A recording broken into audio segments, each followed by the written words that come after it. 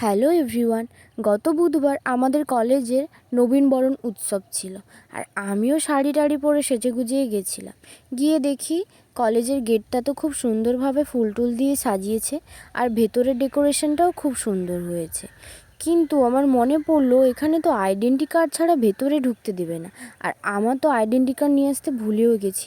তাও একজন চেনা জানা ছিলেন বলে আমাকে ঢুকতে দিয়েছিল।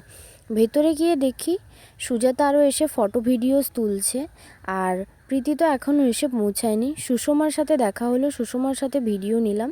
তারপর প্রীতি আসতে আমি আর প্রীতি ভিডিওস ফটোস তোলার পর খেতে গেলাম। খেতে গিয়ে দেখি এমনিতেই এত লাইন পড়ে গেছে, না জানি পরে আরও কত লাইন পড়বে।